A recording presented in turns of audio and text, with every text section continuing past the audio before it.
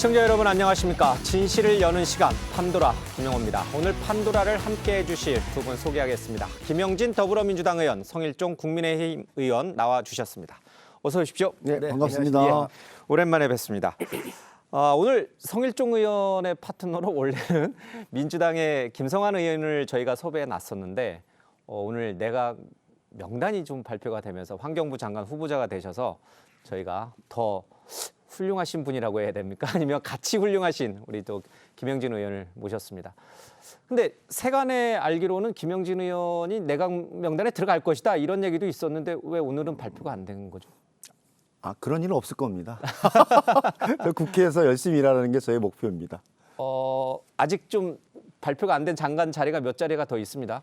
그건 뭐 인사권자가 판단하고 대통령의 인사 원칙이 있기 때문에 그 원칙에 따라서 진행이 되는 거라서 제가 거기에 뭐 포함되고 안 포함되고가 별로 중요한 것 같지는 않습니다. 지난주에 전재수 의원이 이 자리에 그 자리에 바로 나오셔가지고 해수부 장관 후보로 지명이 됐느냐 이랬더니 저는 말을 할 수가 없습니다. 그러더니 오늘 발표가 되셨어요. 저는 말할 수 있습니다. 말할 수 없다고 그러세요. 아직 남았으니까. 우리 성 의원님은 우리 김 의원님과 친하지 않습니까? 훌륭하시지요. 정말 민주당 내에서 몇 안 되는 이재명 대표 측근이시잖아요. 그럼에도 불구하고 쓴소리를 늘 하셨어요. 그렇기 때문에 아마 이재명 대통령께서 가까이에 좋아하면서도 가까이에 쓰기에는 쓴소리를 많이 하기 때문에 어떤 땐 좀 보기가 싫은 면도 있을 거예요. 그래서 난 빠지지 않았나 싶어요. 너무 친한 측근이지만 쓴소리를 할 수 있는 몇 안 되는 의원이다 보니 가까이 두기에는 약간 불편함이 있다. 그러면요. 그런데 그런 쓴소리 하는 사람을 가까이 두어야 대통령이 성공을 하십니다. 그런데 전에 뉴스에도 여러 번 났잖아요. 김영진 의원은 비교적 민주당 내에서도 그러한 역할을 해오신 분이에요. 저는 아주 우리 앞에 계셔서가 아니고 김 의원님을 굉장히 높이 평가를 해요. 알겠습니다. 세간에서는 7인의 멤버다, 원조 친명이다 이런 얘기도 있는데 입각을 하실지 좀 보겠습니다. 원조 친명이지요. 원조 친명이 보시기에 오늘 장관 후보자들 발표된 거 어떻게 평가하십니까? 제가 보기에는 이재명 대통령이 얘기했듯이 국민에 대한 충직함과 능력 우선으로 뭐 진보 보수 동서 남녀를 따지지 않고 하겠다는 원칙에 맞춰서 장관 후보자를 발표한 것 같아요. 특히 안교백 그 국방부 장관은 최초의 그 국방부 장관 후보자가 됐는데 민간 출신. 민간 출신이죠. 64년 만에 5.16 이후에 처음인데 아마 우리 성일종 의원님께서 국방위원장님이라 잘 보시면서 빨리 통과시켜 주실 것 같고요. 두 번째, 여성은 제가 보기엔 좀 자세히 봤더니 한성숙 중기벤처부 장관이 됐더라고요. 사실은 중기벤처부가 산자부에서 분리돼서 독립적인 역할로 중소상공인과 중소벤처기업을 대상으로 한 상당히 그 여러 가지 복합적인 부서라서 어려운 부서거든요. 그래서 박영선 장관이 최초의 여성 장관으로 정책 힘을 가지고 제도와 시스템을 중기벤처부로 잘 만들었다면 네이버에서 한 5, 6년의 CEO로 네이버를 키웠던 한성숙 장관 후보자가 아마 중소상공인과 중소벤처 기업들을 잘 키워나가지 않을까 해서 대단히 기대가 큽니다. 나머지 후보자들도 제가 보기에는 국민의힘의 성일종 위원장이 보시기에도 특별히 뭐 부족함이 없을 것 같습니다. 민주당 의원 출신 후보자들이 많아서 인사청문회를 너무 이렇게 편하게 쉽게 통과하려는 의도가 있느냐 이런 비판도 있던데요. 근데 대략 뭐 역대 정부에서 한 5명에서 7명 사이는 현역 의원들이 들어가고 우리 헌법이 사실은 약간 내각제적인 요소가 있어서 의원들이 들어가서 당정 대통령실을 잘 연결하고 그다음에 국회와의 가교 역할도 잘 하면서 국민들에게 좋은 행정 서비스를 한다면 도움이 되는 방향으로 갈 것이다 그렇게 보고 있습니다. 아무래도 정치인이 들어가면 결단력이나 추진력이 있지요. 그리고 국민의힘에서도 장관 들어가신 분들이 잘 하셨어요. 국회하고의 관계도 좋고 또 의정 생활을 하면서 야당하고도 많은 이야기를 합니다. 근데 동료 의원이라고 청문회 때 봐주시진 않을 거 아닙니까? 물론이죠. 다 봐줄 수가 없지요. 친해도. 그러면요. 점검할 건 점검을 하고 또 그렇지만 이제 의원들이 되게 정책적 질의라든가 이런 것들에 대해서 질의를 좀 많이 하겠지요. 뭐 결함이 있으면 당연히 하는 거고요. 이번에 강요 이렇게 발표를 했는데 우리 김영훈 노동부 장관 같은 경우는 이게 총파업을 하고 철도 노조에 있잖아요. 예. 구속이 됐던 분이에요. 앞으로 이 노사 관계의 중립성을 유지할 수 있을까? 굉장히 의심이 돼요. 권오을 보훈부 장관이 예. 되셨어요.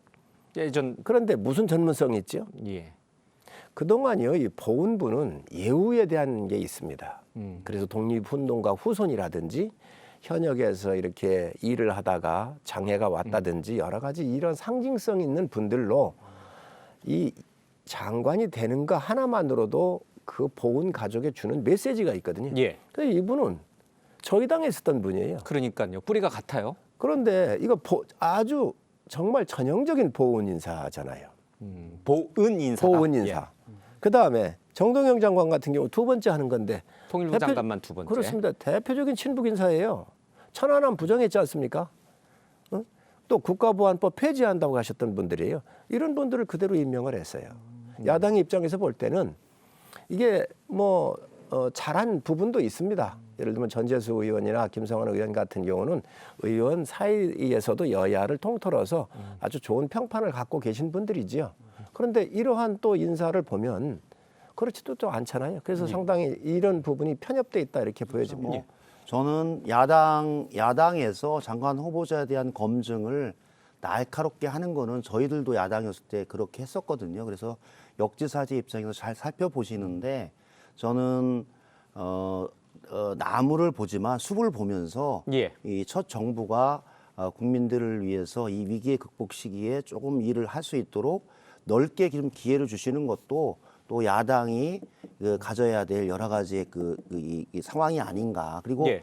저희들도 사실은 초창기 윤석열 대통령 일기 그 장관과 총리 후보자 청문회 때 사실 한덕수 총리도 여러 가지 문제점이 많이 있으셨어요. 그리고 사실 공직에 있다 김앤장 같고 공직에 있다 김앤장 가고 근무해서 사실 변호사도 아닌데 잠깐 근무하고 연봉이 전체적인 근무 기간에 받았던 보수가 19억이 되고 그렇지만 윤석열 정부가 위기 속에서 들어왔기 때문에 한덕수 총리에 대한 인준을 저희들이 다수당임에도 불구하고 동의를 해줬거든요. 그것은 첫 출범하는 정부에 대해서는 국민들의 대통령 선거를 통해서 선택을 해주셨기 때문에 그 과정 속에서 여당이 한번 일을 해봐라. 예. 기회를 주고 그런 다음에 잘못하면 내년 지방선거 있잖아요. 그럼 중간 평가를 심판하면 통해서 된다. 예. 심판을 해주시는 게 적절한 과정이 아닌가. 그래서 저는 뭐 인사청문회 과정 속에서 여러 가지 기준과 원칙을 가지고 또 국회 관례도 있으니까 잘 살펴보면서 진행했으면 좋겠다. 알겠습니다. 그런 지금 생각이 그 말에는 동의할 수가 없어요. 김영진 의원님 말씀에. 한덕수 총리 얘기를 하시는데요. 한덕수 총리는 험 잡을 데가 없는 분이에요. 총리 하시다가 이제 공직 생각도 안 하셨던 분이지요. 김현장 가서 1년에 한 연봉이 5억 정도 받으신 것 같아요. 19억을 받는 거는 상식적이지 4년, 않잖아요. 4년 4개월 동안에 19억이거든요. 예. 대법관 이런 분들은 10억 이상씩 받습니다. 알겠습니다. 제가 잠깐만 더 얘기를 할게요. 예. 그래서 그 정도 받으시고 무역협회장 하시면서도 3년 동안에 받으셨어요. 15억을. 다른 사람 그 전임자 똑같이 받았어요. 더 받은 거 없어요. 그런데 임대주택을 해서 주택을 그 외국 회사에다가 임대주택에서 이거 문제를 삼은 거거든요. 이거를. 그렇죠. 자, 그런데 지금 김민석 총리 여당에서 후보자 지금 내놓은 얘기하시려는 건가요? 지금 예. 김민석 후보자 같은 경우는요 비교할 수가 없습니다 지금. 그래서 여기 한덕수 총리를 지금 현재 장관이나 아니면 지금 지명된 김민석 후보자에 대해서 대비한다는 것 자체가 문제가 있는 것이죠. 알겠습니다. 이게 바로 주제가 나와버려서 사실은 이제 송미령 장관, 농식품부 장관 유임 얘기를 좀 듣고 싶었는데 바로 그냥 김민석 총리 후보자 얘기로 가겠습니다. 오늘 첫 판도라는 성일종 의원이 열어주시죠. 예. 네, 김민석 후보자 임명은 제2의 0000이다 이렇게 땡땡땡땡이다. 예, 네 네 글자. 글자로 했습니다. 그 약간 힌트를 드리시면 참 많이 닮았어요. 자식 문제에서부터 펀드 같은 이 돈 문제까지. 예. 그래서 이 네 글자로 땡땡땡땡이다 이렇게 했습니다. 네 글자를 맞춰주세요. 저는 김민석 후보자 임명은 제2의 회복 성장이다. 왜냐하면 예. 제가 했으니까 또 회복 성장이다 말씀드리는 것은 예. 이번 대선을 통해서 사실은 내란 위기, 경제 위기를 극복하기 위한 선택을 국민들이 해주셨거든요. 예. 이재명 대통령을 선택해 주셨는데 그 선택 이후에 제2의 그 국무총리의 능력 있고 일 잘하는 사람의 제2의 선택을 통해서 회복과 성장을 통해 대한민국의 정상화와 발전을 만드는 견인차를 한번 해보자. 그 기회를 주자. 해서 저는 회복 성장입니다. 알겠습니다. 요 정답은 대통령이 어제 여야 지도부를 초청을 해서 이 얘기를 했죠. 야당 지도부가 이제 얘기를 했으니까 대통령 얘기를 좀 듣고 그리고 우리 성일종 의원께서 우리 김영진 의원의 답이 정답인지 좀 체크해 보도록 하겠습니다. 들어보겠습니다.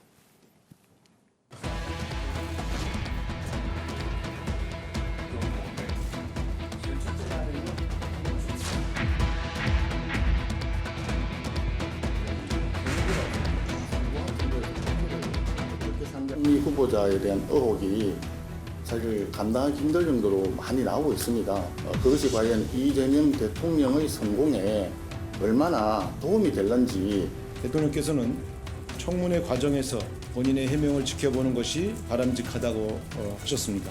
특히 가족의 신상까지 다 문제 삼는 분이기 때문에 능력 있는 분들이 입각을 꺼린다는 고충도 설명하셨습니다. 검찰이 인사청문회를 나흘 앞두고 김민석 국무총리 후보자 재산 의혹 수사에 착수했습니다. 김민석 후보자가 인사청문회 대상이 아닌 수사 대상이라고 말한 바 있습니다. 역대 국무총리 후보자 중 검찰 피의자 신분은 처음일 것입니다. 검사 출신 김기표 의원은 야당과 한통속이 되어 인사청문회에 본격적으로 개입하는 신호라고 비판했고 정청래 의원은 장례식을 앞둔 검찰의 최후 난동이라며 검찰 개혁을 속전속결로 처리하겠다고 경고했습니다.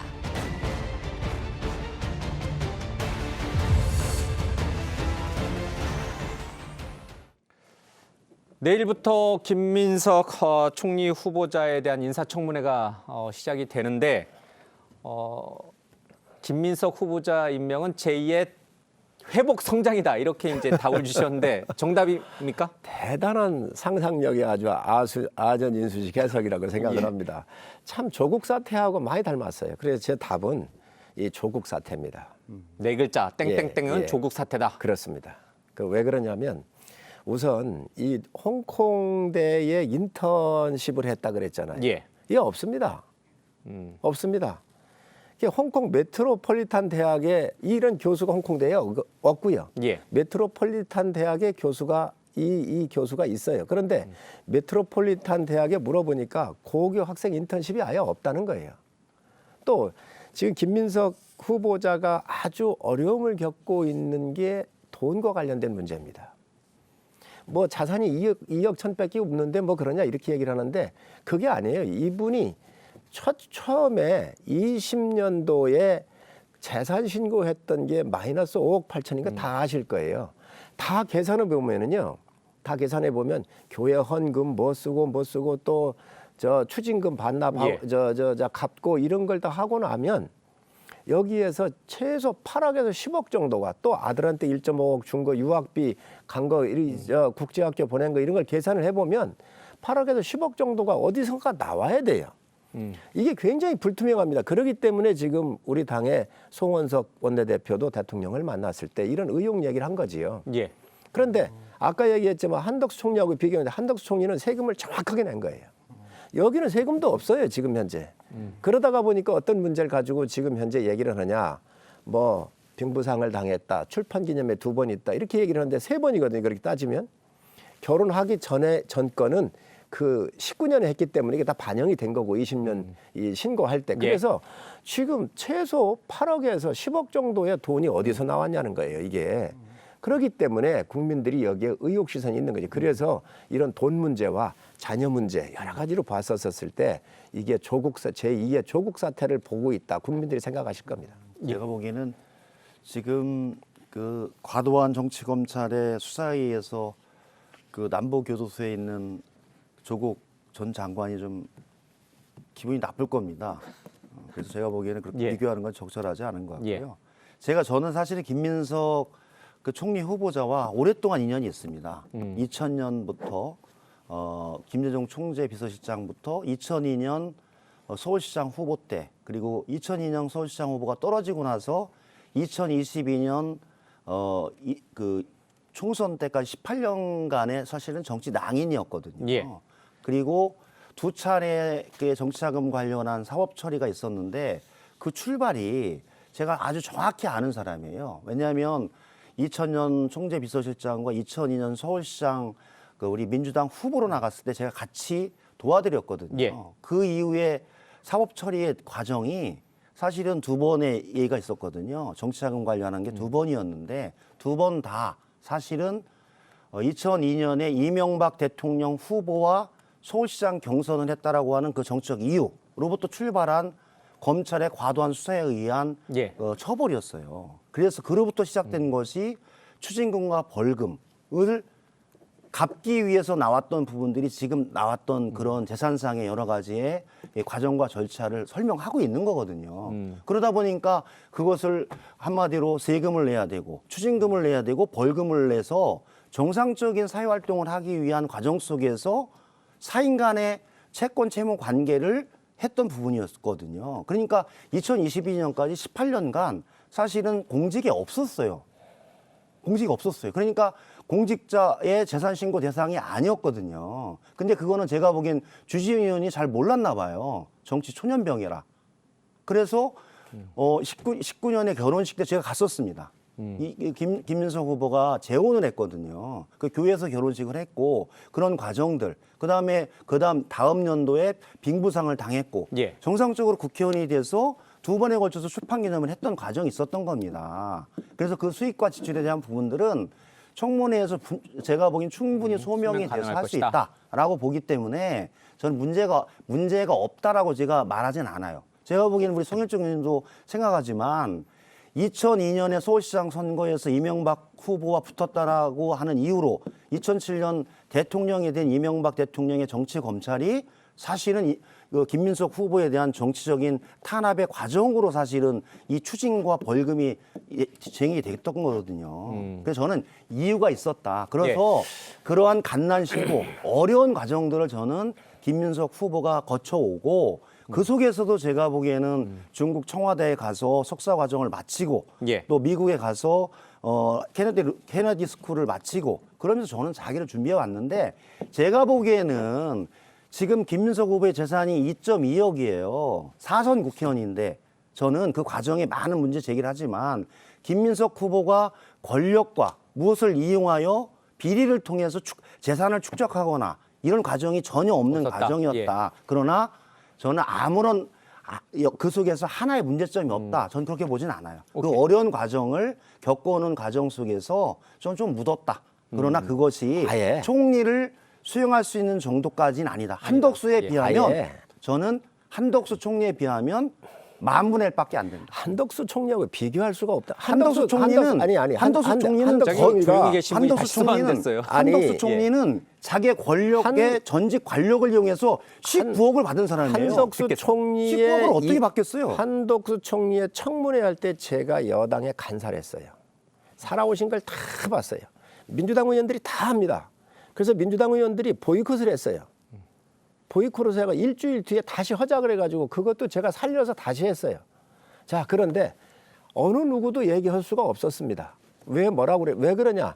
모든 게 투명하거든요. 세금 알겠습니다. 다 냈거든요. 자, 그런데 김민석 후보는 정치검찰 이야기를 하는데 SK에서 2억을 받은 겁니다. 이거 SK에서 영수증 잠깐만요.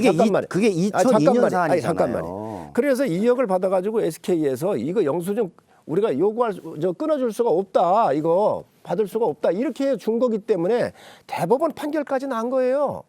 이거를 가지고 지금 와가지고 이게 정치검찰 이야기를 가져오고요. 그 다음에 3번의 출판 기념회 2번과 또 자녀 결혼이 뭐 하나 있어. 돌아가신 거. 빙부상 있잖아요. 여기에서 그러면은 8억에서 10억이 정도 나왔다는 거잖아요. 저는 과도한 금액이에요. 지금 자 그래서 제가 뭐 일방적인 지금 이런 것들이 있으면 청와대 공부한 거 이런 거 다 지금 틀리잖아요. 비행 스케줄하고 안 맞고 국내선도 가져오고 있다는 그러니까 그런 것들을 증거로 내주면 되는데 제출했는데. 그거를 지금 안 내고 있잖아요. 정확히 제출했는데요. 아니 그거 엑셀로 본인이 한 거예요. 법무부의 기록을 떼다가 주면 되는데 본인이 엑셀 파일로 만들어가지고 임의적으로 만들어 갖다 제출한 거라니까요. 그렇기 알겠습니다. 때문에 지금 제가 의혹이 있는 거예요. 간략하게 말씀드리면 저는 순서대로 말씀드리면 2002년에 SK 관련한 정치 자금은 당시에는 법인도 기부할 수 있었잖아요. 아시죠? 알고 있습니다. 왜냐면 형님께서 정치를 하셨기 때문에 아시죠? 알고 있습니다. 그렇죠. 그래서 그때는 법인도 5천만 원 뺏기 못해요. 법인도 정당의 기부는요. 정당의 기부는 그렇지 아니했어요. 그 정치자금법을 한번 확인해 보시면 돼요. 알겠습니다. 그래서 지금, 예. SK에서 냈던 그 정치자금에 대한 부분들은 정당에 기부하는 내용 자체를 후보자 했기 때문에 문제가 돼서 그에 따라서 수사를 받고 처벌을 받았던 과정이 알겠습니다. 다 한 거지 그것이 없다라고 한 건 제가- 아니잖아요. 그러니까 자. 예, 말씀을 좀 들어보셨잖아요. 말씀을 오래 하셨으니까. 두 분 그래서 모두, 예. 제가 보기에는 그런 과정을 통해서 수사, 처벌을 받고 그에 따라서 2020년 총선을 통해서 예. 시민들의 선택을 받아서 국회의원으로 복귀된 거예요. 알겠습니다. 그게 없다라고 주장하는 건 아니지 않습니까? 자, 제가 요 부분- 두 분이 요거는 좀- 저는 요거는 침소봉대하시면 안 두 돼요. 분이 아닙니다. 토론이 너무 좋은데 요거는 이게 제가- 생방입니다. 이 두 분 이 얘기로 끝까지 가실 거면 제가 요거를- 김민석 후보자 얘기로 끝까지 밀겠습니다. 저는 근데 여기까지 아니- 하면 맞는다고 봐요. 아니 예. 하셨기 때문에 제가 반론을 아니, 이제 제가 한 번밖에 안 말씀하셔서 했어요. 반론을 했기 때문에 더 하면 반론해야 돼요. 아니, 몇 번을 하셨는데 제가 한 번밖에 안 했거든. 그러니까 제가 저한테 주셔야지. 균등하게 보고 있는데 진짜 딱 한 30초만 하시고 알겠습니다. 예, 제가 다른 주제를 자, 다른 거 얘기 하나 할게요. 총리 후보자 나왔었을 때 우리 김태호 의원이 총리가 됐었어요. 박연차 만났냐 안 만났냐 했었을 때 안 만났다 그래서 사진 나와가지고 사퇴를 했습니다. 안대희 후보자 같은 경우는 전관예우 했다 그래가지고 5개월 만에 16억을 벌었다 다 세금 냈잖아. 이것도 낙마 사유였어요. 문창극 씨 같은 경우는 교회 간증 집회 가가지고 식민지의 일제 지배에 대해서 고난이었고 시련이었다라고 하는 거 가지고도 낙마를 했습니다. 근데 지금 여기는 정치자금 위반을 비롯해 전과 사범의 아빠 찬스, 출처 불명의 이 돈 예. 이런 것들이 이렇게 많은데 이거를 어떻게 총리로 제가 인준해 달라는 간략하게 거예요. 딱 30초 또 드리겠습니다. 1분 정도 저는 이명박 대통령은요. 저희들이 얘기 안 해서 그러는데 전과 12범입니다. 기업하면 반론하지 하는 거하고 마세요. 틀려요. 조금 있다. 그렇게 얘기하면 안 되죠. 이명박 대통령은 전과 12범이지만 우리가 이명박 대통령을 전과 12범이라고 부르지 않습니다. 왜냐하면 존중하는 거거든요. 그리고 정치 과정에서 나왔던 정치자금법 위반에 관해서 2차례 사법처리 받은 것에 대해서 없다라고 얘기하는 것이 아니라 있다라고 인정하면서 그것을 국민적인 심판에 의해서 국회의원으로 복귀하시면서 어떤 과정이었고 이번 총리 후보자의 역할과 예. 내용이 위기를 극복하는 것 속에서 일할 수 있는 기회를 이제는 아까 제가 전자 얘기했지만 좀 기회를 주고 이후에 심판하셔도 충분하다. 알겠습니다. 조금 여유 있게 봐줬으면 좋겠다. 그런 말씀을 예, 그거는- 이재명 대통령도 그거는 어제 이제 여야 지도부에게 청문회를 좀 지켜보고 그렇죠. 판단해 보자라고 하니까 내일 청문회를 청문 좀 한번 지켜보고 지켜보시죠. 의혹이 걷잡을 수 없이 커지면 이재명 대통령도 지명 철회를 하거나 본인 스스로 자진 청문회 사퇴할 한번 수도 있는 지켜보시죠. 거죠. 민주당은 그런 얘기하면 안 돼요. 이진숙 방통위원장 이틀하는 것도 3일까지 늘렸어요. 어?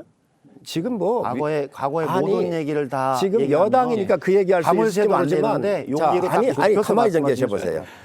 저 이제 한덕수 진짜 이제 총리 할 때 마지막입니다. 1,700건을 자료를 요구했습니다. 아시겠어요? 제가 간사했잖아요. 이번에 요구한 게 873건이에요. 낸 게 25%밖에 안 됐어요. 적절한 수준입니다. 이렇게 해놓고 나서 이런 후보를 지금 통과시켜 달라고 이제 알겠습니다. 국난을 극복하기 위해서 그건 좋은 후보를 내서 도덕적으로 괜찮고 국민이 신뢰할 수 있는 총리를 내놓고 돌파할 생각을 해야지. 아니 자료도 안 내고 이렇게 자금에 알겠습니다. 투명하지 않은 이런 사람을 내놓고 지금 얘기한다는 건 맞지 않아요? 내일 인사청문회를 잘 지켜보시고요.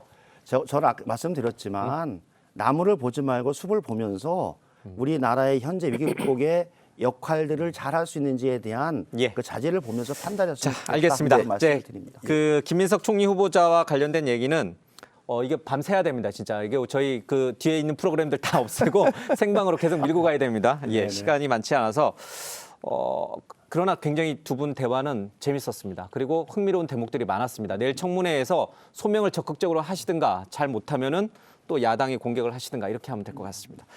자, 이번에는 김영진 의원이 준비한 판도라를 좀 열어보겠습니다. 김 의원께서 준비한 판도라는 뭡니까? 오늘 제가 준비한 판도라의 상자는 예. 사실은 온 국민들의 관심사 중에 하나죠. 어떻게 저분은 저렇게 잘 피해 다니실까? 예. 그래서 황제 수사, 예. 특혜 입원, 그러면서 또 다시 또 그 아프시다라고 하면서 사법질서 우롱하는 땡땡땡땡 네 글자. 사람 이름이 아니네요. 사람 이름은 금방 생각나는데. 예. 사법질서 네 우롱하는 글자입니다. 이 대통령이지요.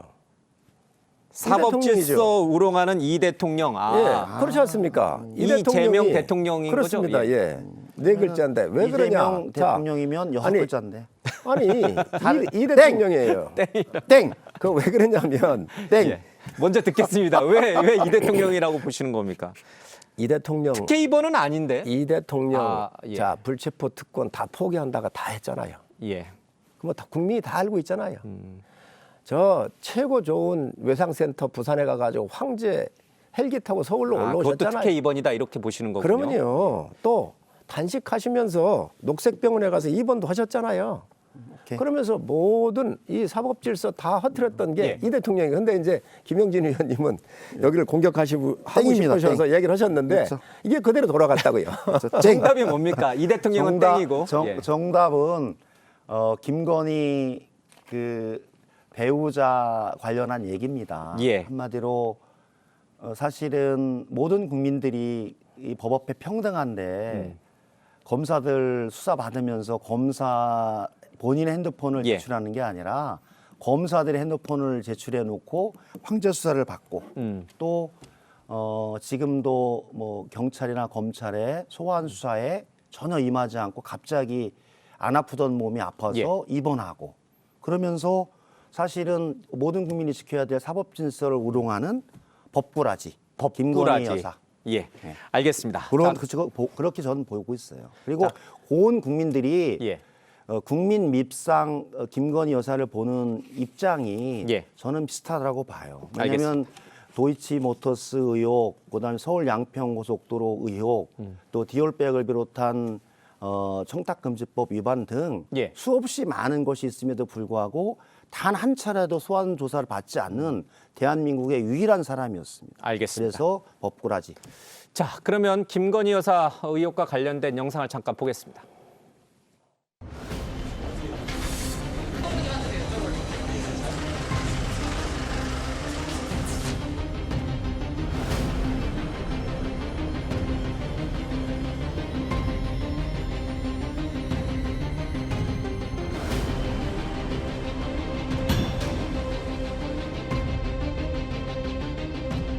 계좌 관리를 위탁하거나 직접 주식 거래를 하였다고 보기 어려워 금일 피의자에 대해 혐의 없음 결정을 하였습니다.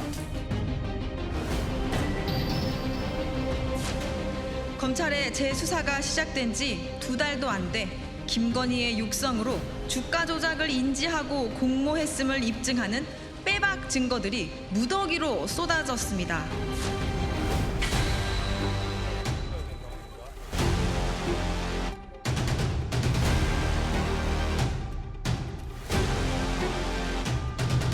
윤 전 대통령은 측근에게 수사 회피로 비춰지더라도 할 수 없지 않느냐며 아내가 진짜 많이 아프다고 전했다는 겁니다. 병이 있어서 입원한 거지 특검수사를 피하기 위한 건 아니다는 거고. 흔히 뭐 보통 이런 경우가 있으면 아프실 예정이다. 그래서 입원할 예정이다. 보통 사람들이 우스갯소리 이렇게 얘기하지 않습니까? 그 코스를 밟는 것 같습니다. 수사에는 영향이 없겠죠.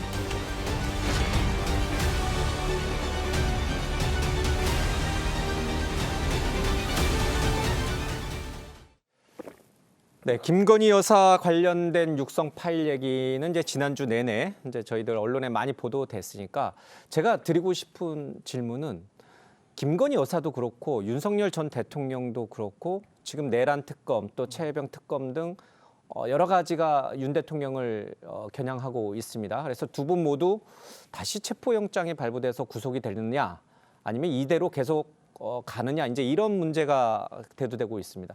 김영진 의원께서는 지금 특검들이 윤석열 전 대통령에 대해서 구속 수사를 해야 된다고 보십니까? 일단은 제가 뭐 사법부의 그 검찰 내란 특검과 최혜병 특검, 김건희 특검 예. 3개 특검이 있는데 그 전체적인 방향은 제가 보기엔 윤석열 전 대통령이라고 봅니다. 왜냐하면 내란의 우두머리가 윤석열 대통령이고 예. 최혜병 특검에서 최혜병의 수사를 막고 이종섭을 도피시켰던 것도 윤석열 대통령이 아니면 예. 도저히 불가능하다라고 보는 게 모든 국민의 판단인데 그 수사 자체가 그 무마됐고 예. 그 속에 사실은 그 청와대에서 대통령실에 있었던 비서관 중에 한 명이 지금 그렇게 잘난 체하고 있는 주진우 비서관이거든요. 법률 예. 비서관이었거든요. 그래서 주진우 비서관과 최혜병 특검, 최혜병 수사관의 연관성을 확인하는 것도 대단히 중요한 내용이에요. 예. 그러니까 제가 보기엔 주진우 비서관이 지금 더 이렇게 광분해서 나타나는 것도 좀 그런 이유가 있지 않나라는 판단이 좀 드는 거예요. 그래서 전체적으로 보면 윤석열 대통령, 김건희 여사 관련한 사안들이 이제는 백일하에 드러날 때가 됐다. 예. 사실은 심우정 검찰총장 시기에 정상적으로 검찰 수사가 진행이 됐으면 지금 갑자기 2주 만에 그동안 4년 동안 3년 동안 수사한 거 전혀 없다라고 했던 내용들이 육성 파일이 캐비닛에서 쏟아져 나왔어요. 우연히 발견됐다라는 것은 제가 보기에는 예. 너무 뻔뻔한 거짓말이다. 그래서 윤석열 검찰 심우정 검찰총장의 그동안의 얘기가 다 거짓말이었고 도이치모터스 수사를 발표했던 그 지검장, 차장, 부장의 행위 자체는 예. 사실은 직무유기였다. 그렇게 알겠습니다. 볼 수 있기 때문에 내란 특검, 김건희 특검, 최혜병 특검을 통해서 명확하게 진성을 규명하고 윤석열 대통령, 김건희 배우자, 예. 나머지 연관된 사람들은 명확하게 사법적인 조치를 받아야 될 것이다. 그렇게 보고 있습니다. 알겠습니다. 경찰도 이제 소환 조사하고 있는데 결론적으로는 윤석열 전 대통령에 대한 재구속 수사는 불가피하다. 그리고 김건희 여사도 검찰과 특검 등등에 대한 소환 조사에 즉시 응해야 된다. 이런 입장인 제가 거죠. 보기에는 그냥 정상적으로 본인도 특검에 나간다고 했으면 정상적인 과정을 통해서 조사를 받는 게 필요하다. 그렇게 예. 보고 있습니다. 이 특검 자체가 정치적 지금 탄압이지요. 아마 이 새 정부 들어가지고 사정을 세게 할 겁니다. 정치보복은 하지 않는다고 했지만 그러면요 이게 정치보복이죠. 내란 특검이라고 그러는데 내란이라고 하는 말을 이제 정치적으로 목표를 이루었으니까 쓰지 않으셔야 돼요. 계엄 특검이 맞습니다. 아니 권력을 가지고 있는 데서 내란하는 거 보셨어요? 그리고 재판도 안 끝났잖아요. 이제 수사 단계 이거를 정치권에서 그냥 내란이라고 하는 말로 딱 해서 이미 권력을 가져갔잖아요. 예. 목표를 이뤘잖아요. 저는 이 내란이라고는 용어 자체도 잘못되어 있다고 얘기를 하고 지금 특검이 이게 문제가 있는 게 특검은 보충적으로 하는 겁니다. 검찰이나 이런 곳에서 수사를 했는데 미진하거나 잘못됐을 때 보충적 성격으로 하는 거잖아요. 그런데 여기에 지금 현재 여야 합의도 없어요. 민주당과 조국 신당이 추천을 해가지고요. 이 중립성 훼손이 된 거예요. 특검 추천도. 오늘 윤석열 전 대통령 8차 내란 공판에 특검보가 자, 검사석에 앉았습니다. 자, 그래서 이것도 말이 안 되는 거예요. 그다음에 권력 분립의 원칙에도 맞지 않아요. 이거 유연 소지가 있는 것이고 별건 수사를 마음대로 하게 되어 있잖아요. 옛날에 그런 거 잠깐만요. 제가 보기에는 아니 약간 그래서 규칙을 좀 지켜줘야 되는 그래서 그럼 중간에 제가 그래서 이 문제도 그래서 이러한 문제가 지금 현재 법적으로 안 맞고 오히려 이 대통령께서 정치 검찰에서 당했다 그러면 이것을 거부를 하고 예. 공정하게 가셨었어요. 의원님 제가 보기에는 이게 바로 실증적인 반론이 나왔잖아요. 증거물로 그동안에 윤석열 검찰, 심우정 검찰총장에서 김건희 여사 관련한 주가 조작 사건에 관해서 3년, 4년 동안 수사해 왔는데 무혐의로 판정을 냈는데 바로 그 무혐의를 뒤엎는 객관적인 녹음 파일이 바로 그 검찰에서 나온 거예요. 그거는 한마디로 수사를 은폐했다라고 하는 거예요. 예. 그렇기 때문에 특검이 필요한 거죠. 말 그대로 보충적이고 더 깊이 실체적 진실을 파악하기 위한 특검이 필요하다는 부분들을 이번에 나온 녹음 파일이 반증시켰다고 보는 겁니다. 예. 그리고 두 번째는 제가 보기에는 직연 판사가 내란 우두머리, 내란 수개를 석방해 준 것은요. 사법체계에 안 맞다라고 하는 게 분명한 거예요. 일 계산으로 구속 일수에 맞게끔 해왔던 60년간의 사법 과정을 판사 한 명이 시간으로 계산해서 석방했던 부분들은 안 맞는 겁니다. 그래서 내란 특검을 통해서 다시 재수사를 통해서 명확히 해주는 것이 대한민국 민주 헌정 질서를 제대로 세우는 출발이다라고 봅니다. 저는 지금 그거를 반대하면요. 국민의힘은 앞으로 국민적 심판을 이번 대선이 아니라 앞으로 지방선거, 다음 총선까지 연이어할 겁니다. 알겠습니다. 시간 한번 재면 우리 김 의원이 너무 많이 쓰실 것 같아요. 정확하게 아니, 균등하게 좀 보고 있습니다. 균등하겠습니다. 이 녹음 파일 얘기했다는데 이거 문재인 대통령한테 따지세요. 그 당시 이성윤 지금 국회의원이 중앙지검장 아니었습니까? 잠깐만요. 그래서 이성윤 지검장이 중앙지검장 하면서 윤석열 검찰총장 배제하고 수사했던 거예요. 제가 보기에는 왜 이거 이번 확보 사건 못했어요? 책임자는 이창수 지검장이었잖아요. 아니 그러니까 왜 그걸 거부하십니까? 이창수가 잘못했는데 그 이전에 이창수가 회피했던 거예요. 이창수 전에 이성윤 지검장이 수사를 문재인 때 한 거예요. 호도하지 마세요. 그때 왜 이걸 확보를 못했다는 거예요? 이창수 지검장 시절에 확보했던 증거 자료를 수사하지 아니하고 은폐했던 것으로 나타났던 겁니다. 아이 좀 제 얘기 좀 듣고 반론하시고 그래야지. 그렇다고 한다면은 이성윤 지검장 시절에 부실 수사가 있던 것이지요. 수사해 봅시다. 그거부터 얘기를 해야 되고 특검을 통해서 또 수사해 이런 보시죠. 파일이 나와서 새로운 진실이 나온다면 처벌하세요. 그래서 특검하는 거 알겠습니다. 처벌하세요. 그런데 이 특검에는 맞지가 않아요. 이거 자체가 민주당이 지금 먼저 윤석열 검찰총장을 죽이기 위해서 했던 수사라는 거예요. 그때도 못 구했잖아요. 그걸 얘기 끌고 나온다는 건 맞지 않아요? 알겠습니다. 지금 딱 1분 정도 남았는데 30초씩 드리겠습니다. 그래서 결론적으로 윤석열 전 대통령은 특검 수사가 됐든 경찰이든 검찰이든 수사에 어떤 자세로 임해야 되는 것인가? 먼저 30초 드리겠습니다. 아니 뭐 일국의 대통령을 지내셨잖아요. 전 당당하게 받으시는 거예요. 그러면요 이게 왜 내란이냐 당연히 얘기할 것이고요. 김건희 여사 이 건도 피할 필요가 없다고 생각을 합니다. 이 부분 왜 이런 걸 피하고 양평고속도로 그런 거 저는 당당하게 받아야 된다. 그리고 문제가 있으면 민주당 그냥 놔두겠습니까?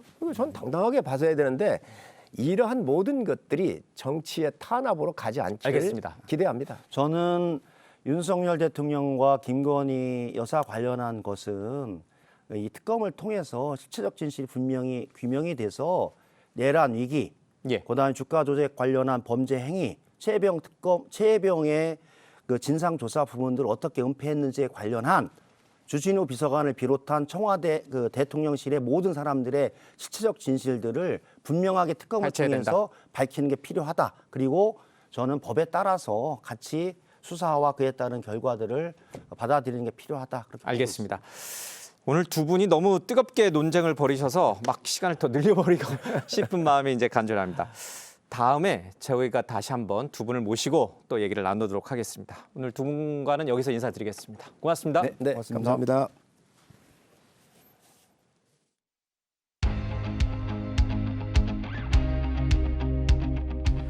네, 제가 지금 나와 있는 곳은 고려대학교 4.18 기념탑입니다. 오늘 찾아가는 판도라 주인공에게는 아주 소중한 기억이 있는 곳이라고 해서 이곳에서 약속을 잡았는데요. 누구인지 직접 만나보겠습니다. 안녕하세요. 안녕하세요. 어서 오십시오. 아유, 반갑습니다. 예.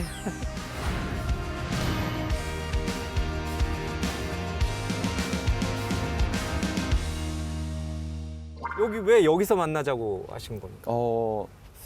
제가 12월 3일 그 내란 사태 겪으면서 혼자 선배님들하고 대화를 했던 것 같아요. 선배님들의 그 희생, 민주화를 위한 그런 열망 잊지 않겠다. 4.18이라고 하는 역사적인 사건의 그 현장이기 때문에 그때 그 마음을 선배들이 갔던 그 마음을 느껴보고 싶었다. 네, 맞습니다.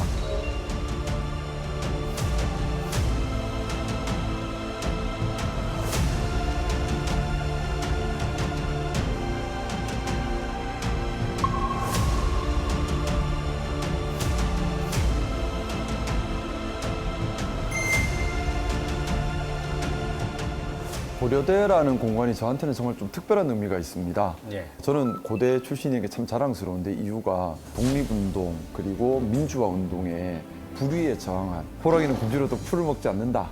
아무리 힘들어도 부정의한 것에 절대 동조하지 말라. 제가 학교 다닐 때 가장 크게 배운 곳이라고 생각하고요. 그걸 자부심으로 가지고 있습니다. 그러면 12.3 계엄이 터지고 그 이후에 여러 가지 이제 국회 네. 표결 과정이라든지 뭐 과정 때 그럼 이곳에 다시 오셨던 거예요? 표결을 앞두고 좀 많이 혼란스러웠지 않습니까? 그랬죠. 그때 기억나는 것이 학교 게시판에 부끄러운 선배들이라는 게시판이 있고 거기에 국민의힘 소속 국회의원, 고대 출신 국회의원들 얼굴이 다 걸려 있는 겁니다. 예. 그걸 보면서 후배들에게 부끄러운 짓을 해서는 안 되겠구나 라고 한 번 또 좀 생각하는 그런 계기가 있었고 또 목숨을 걸고 독재에 저항했던 선배들의 그런 결기 그걸 한 번 더 좀 생각하는 부끄럽지 않은 그런 후배가 돼야겠다. 또 후배들한테 부끄럽지 않은 선배가 돼야겠다. 그런 생각 좀 했었습니다. 계엄이 터진 날 그런 생각들이 좀 드셨던 건가요? 계엄 이야기를 듣자마자 제일 먼저 머리에 떠올랐던 거는 이걸 막지 못하면 시민들이 다치신다. 자유 헌정 질서를 지키기 위해 비상계엄을 선포합니다. 어떻게 2024년에 이런 일이 벌어지느냐, 민주주의가 어떻게 멈출 수가 있는가 여기에 대해서 너무나 화가 났고 당장 내일 되면 시민들이 거리로 나올 수밖에 없고 계엄군과 충돌하는 건 피할 수 없는 일이지 않습니까? 그걸 막아야만 한다. 시민들을 위험에 빠뜨린 권력자들의 권력 욕심에 너무나 화가 났었습니다. 근데 그 권력이라는 게 우리 당이 그러니까 국민의힘이 배출한 권력이고 잉태시킨 권력이잖아요. 윤석열 대통령도 그렇고. 맞습니다. 더 화가 나죠. 그러니까 더 부끄럽고 참담하고 화가 났었습니다. 그래서 그때 우원식 국회의장 같이 운 건가요? 그 제가 뭐 그때 많이 운다고 소문났는데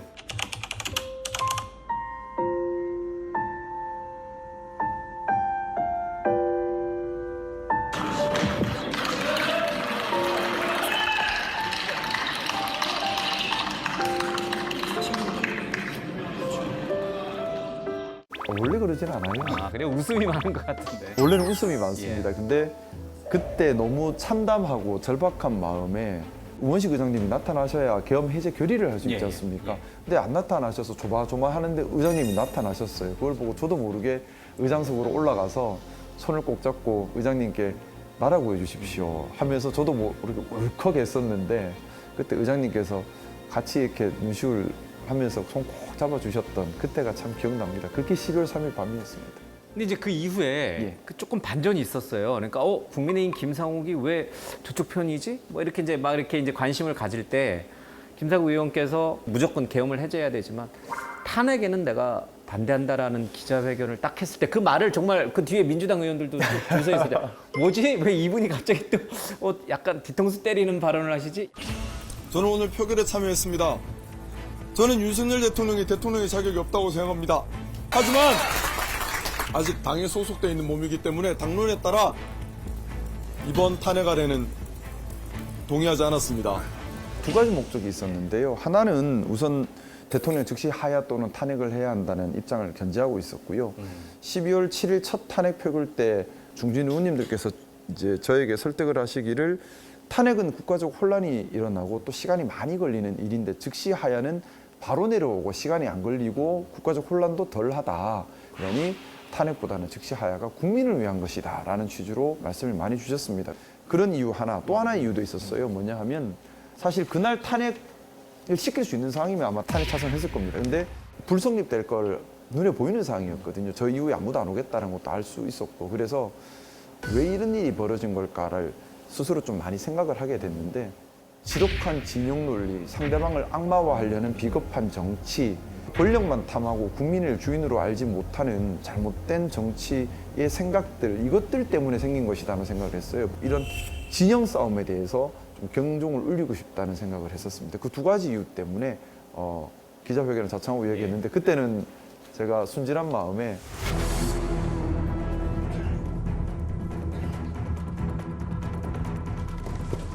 제가 겪고 있는 이런 배신자 프레임의 공격, 살해 협박, 뒤를 캐서 흠을 내려는 시도 이런 것들이 저는 전형적인 구태 정치, 협작 정치, 조폭 정치라고 생각합니다. 어떤 겁박이 있더라도 할 말은 하고 소신에 따라 행동하겠다는 말씀 드리고요. 저는 적극 표결에 참가해서 적극 찬성할 생각이고 뿐만 아니라 저희 국민의힘의 동료 의원들에게도 적극 참여와 적극적인 표결 찬성을 독려할 계획입니다. 저의 짧은 정치는 끝이다. 이제 마지막 기자님들께 드리는 말씀이다.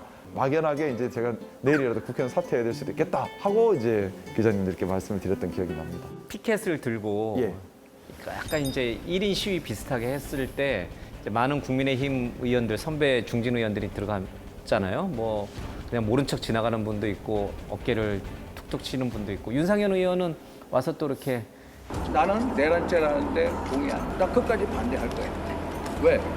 윤석열을 지키기 위한 게 아니야. 대한민국을 지키기 위한 거야. 대한민국의 미래와 대한민국 후손들을 지키기 위한 거야. 진영 논리보다 중요한 게 헌정 질서고 그리고 누구를 대통령으로 세울지를 선택하는 것은 국민이라고 생각합니다. 선배님께서 예를 12월 들어서 3일 이 비상계엄이 아니 그래서 이거를 합법이라고 생각하시나요? 아니 합법이라고 생각하는 게 아니라 탄핵이라는 게 우리가 어떤 국정조사나 청문회 등을 통해서 국회에서 논의를 해야 되는 거 논의도 없이 우리 스스로 이렇게 하는 것은 좀 더 한번 잘해보자 이거야.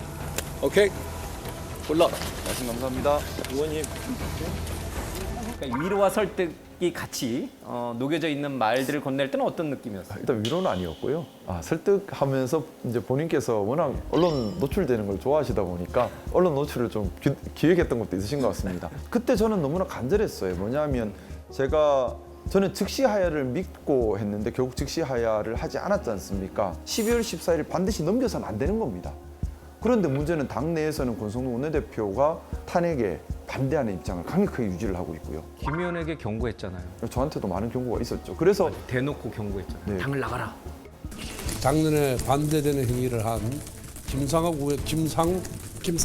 의원에 대해서는 당론과 함께하기가 어려우면은 같은 당을 할 수 없는 것이 아니겠냐. 탈당을 진지하게 고려해 보라고 권유를 했습니다. 방향이 잘못된 단결은 도리어 옳지 않은 거죠. 히틀러가 나치 독일을 하나로 단결시킨 것이 바른 방향이라고 할 수 없지 않습니까?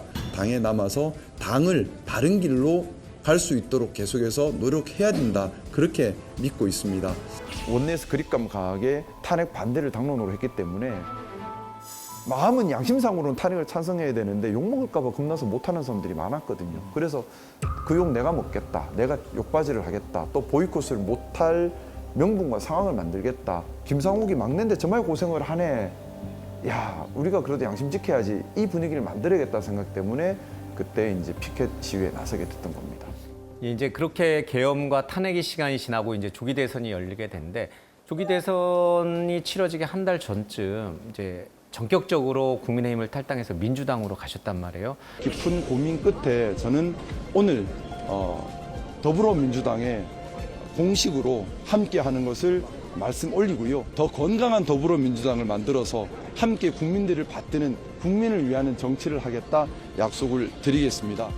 그거를 놓고 사람들이 어떤 생각을 했을까? 지역구 주민들은 어떤 생각을 했을까? 혹시 그렇게 한번 생각해 본 적 있어요? 당연히 고민을 할 수밖에 없는 사람들이 뭐라고 얘기했을 것 같아요, 지역구 주민들도? 지역구 주민들 입장에서는요, 아마 좀 혼란스러우셨을 것 같습니다. 그런데 저는 정치인으로서의 책임이 참 중요하다는 생각을 했습니다. 특히 국회의원이라면 저희 지역구의 명예를 지켜야 하는 것이고, 저는 12월 3일 윤석열의 일은 내란이 분명하다고 판단했습니다. 그럼에도 불구하고 국민의힘은 반성조차 하지 않고 내란에 동조하고 옹호한 사람을 대선 후보로 내세웠습니다. 그런데 그 사람을 위해 대선 운동을 한다면 역사에 울산 시민들을 불명예스럽게 만드는 일이에요. 또 헌정질서 수호 의무가 있는 국회의원의 본분을 다하기 위해서 또 책임 있는 정치인으로서 명확한 판단과 행동을 해야 한다고 생각을 했습니다. 그것이 뭐냐 하면 내란을 종식시켜야 하고 내란 옹호 또는 내란 세력에 부역해서는 안 된다는 것이었습니다. 뭐 들으시면 서운하겠지만 김상욱 의원이 다음번 선거에서는 당연히 국민의힘으로 공천받기 어려우니 민주당으로 배지 한 번 더 달려고 갈아탄 거 아니냐. 결국은 자기 실리 찾아서 간 거 아니냐.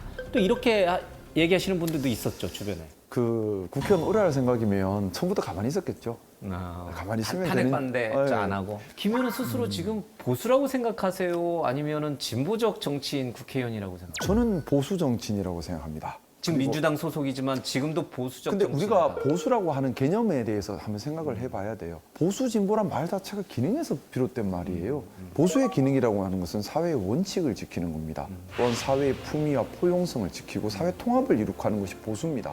우리가 그 인식 자체를 바꿔야 돼요. 진영으로 보수 진영, 진보 진영으로 나누어서 보는 것은 소수 정치인들에게 이용당하는 겁니다. 제가 정말 하고 싶은 것이 이 진영 정치를 깨부수는 겁니다.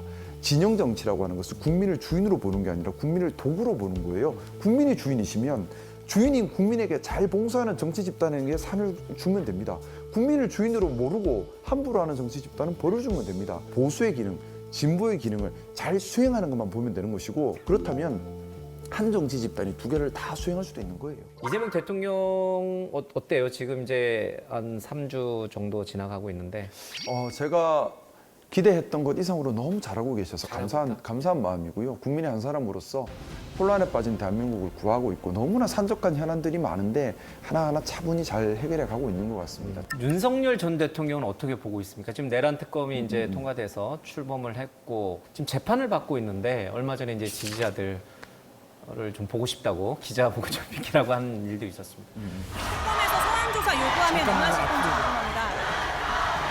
아니, 저 사람들 좀 보게 이 앞을 가로막지 좀 말아주시면 안 되겠어요? 그쪽으로 조금 앞으로. 세계 특검 모두 한때 여당 출신 의원으로서 지금은 이제 바뀌었지만 어떻게 보고 계세요? 좀 막연한 기대가 있었어요. 공정과 상식을 내세웠지 않습니까? 그런데 결론적으로는 반공정, 반상식이었지 않습니까? 정의롭지 못한 대통령이었고 무책임한 대통령이었습니다. 그래서 좀 이런 표현 과하지만 좀 사기당한 느낌이에요. 그럼에도 불구하고 현재까지도 반성하고 있지 않습니다. 너무 무책임하고 역사의 오점으로 남는 대통령이 되어버린 것 같습니다. 국민들을 위한 최소한의 양심이 있으시다면 더 이상의 사회적 갈등, 갈라치기 이런 것 하지 마시고 법에 응당한 대가를 받으셨으면 좋겠습니다. 김건희 여사도 특검 조사를 앞두고 이제 입원해 있는 상태고 뭐 여러 가지 얘기가 나옵니다. 우울증 얘기도 나오고. 그러니까 이제 두 부부가 사실은 굉장히 극단에 몰려 있는 상황이에요, 그렇죠? 법의 심판을 받아야 된다. 이거는 당연히 받아야 되는 거죠. 저는 역사라고 하는 것이 경험의 축적이라고 생각합니다. 우리 역사를 되돌아보면은 일제에 부역한 사람들을 제대로 청산하지 않고 또 독재에 부역한 사람들을 제대로 청산하지 않음으로 인해서 심각한 후유증을 계속해서 알아왔습니다. 반면에 정의의 편에 섰던 사람들을 제대로 대우하지 못함으로 인한 여러 가지 후유증도 알아왔어요. 반면에 좋은 경험의 축적도 있죠.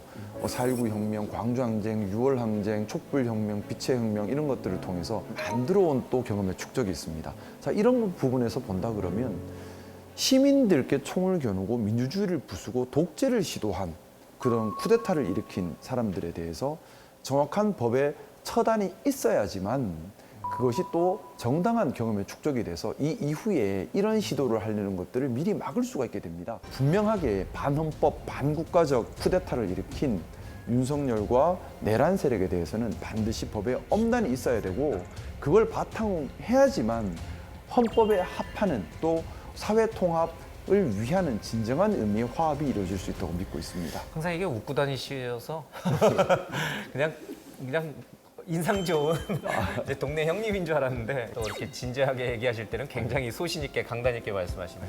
분위기를 좀 이제 정리하겠습니다. 누그러뜨리는 차원에서 노래를 하라고 여기 작가가 원고를 쓰는데 국민들에게 들려주고 싶은 노래가 있다. 이게 무슨 노래가 있습니까? 저는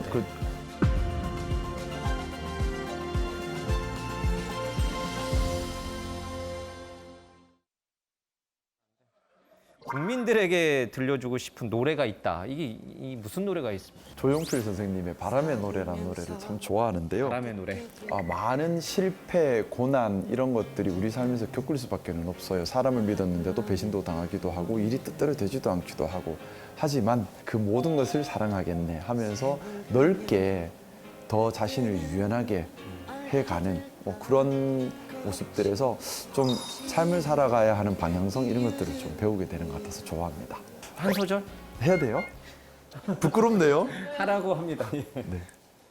보다 많은 실패와 고뇌의 시간이 비켜갈 수 없다는 걸 우린 깨달았네. 이제 도대체 그 해답이 사랑이라면 나는 이 세상 모든 것들을 사랑하겠네. 아유. 노래방에서 마이크 좀 잡으신 것 같습니다. 어쨌든 많은 의미를 담고 있는 그런 노래인 것 같습니다. 우리 김상욱 의원을 만나서 여러 가지 이제 굉장히 잊지 못하는 그런 현대 정치사의 한 단면들을 좀 들어봤습니다. 오늘 잘 들었습니다. 고맙습니다. 감사합니다. 정치인 한 분을 칭찬해 달라고 하니까 요 카메라 보시고 저는 박주민 의원을 칭찬합니다. 시민들 곁에서 편하게 다가가서 그분들의 어려움이 무엇인지를 찾아내서 해결하려고 하는 진짜 정치를 하려고 애를 많이 써요. 그래서 제가 많이 배우고 있습니다. 그래서 박주민 의원을 칭찬합니다. 알겠습니다. 네, 칭찬하는 시사 프로그램 있다면? 판도라를 칭찬합니다. 짜고 치는 고스톱 같긴 한데 감사합니다.